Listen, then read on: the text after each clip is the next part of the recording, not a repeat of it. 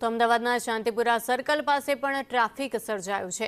એક તરફ વરસાદ વરસી રહ્યો છે અને બીજી તરફ ખોદેલા રોડ જોવા મળી રહ્યા છે। આ રોડ ખોદી નાખ્યા છે, જેના કારણે ભારે ટ્રાફિક જામ સર્જાયું છે।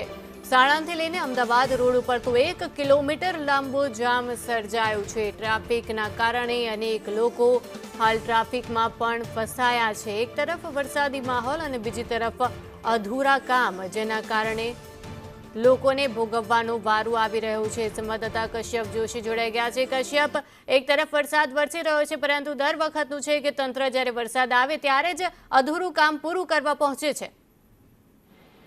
શિવાની, શાંતિપુરા સર્કલ ઉપર અત્યારે સાણંદથી અમદાવાદ તરફનો માર્ગ છે, ત્યાં લગભગ 1 કિલોમીટર, તો આ તરફ અમદાવાદથી શાંતિપુરા સર્કલનો જે માર્ગ છે ત્યાં 1.5 કિલોમીટર જેટલો જામ જે છે તે જોવા મળી રહ્યો છે। તેની પાછળનું કામ છે કે તંત્ર દ્વારા અધૂરી મૂકવામાં આવેલી કામગીરી 10 જૂન સુધીમાં જે વેસ્ટર્ન ટ્રંક લાઇન છે તેની કામગીરી પૂર્ણ કરવાની હતી, પરંતુ આ કામગીરી છે તે અત્યાર સુધી પૂરી નથી કરી। રોડ ખોદેલા છે, રોડની ઉપર બ્રિજની નીચેનો ભાગ છે ત્યાં પાણી ભરેલા છે, સાથે જ જે ચાર તરફથી અહીં વાહનો આવી રહ્યા છે તે તમામ તરફ પાણી ભરેલા છે અને તેના કારણે જ લગભગ 1 કિલોમીટર જેટલો જામ જે છે તે 2.5 થી 3 કલાકથી અહીં જામ થયેલો છે। બીજી તરફ ના તો ટ્રાફિક પોલીસ નજરે પડી રહી છે, ના તો કોર્પોરેશનના કોઈ કર્મચારી કે અધિકારી છે તે આ સ્થળ તપાસ માટે થઈને આવ્યા છે, જેથી કરી અને લોકોને હાલાકી ભોગવવાનો વારો આવ્યો છે।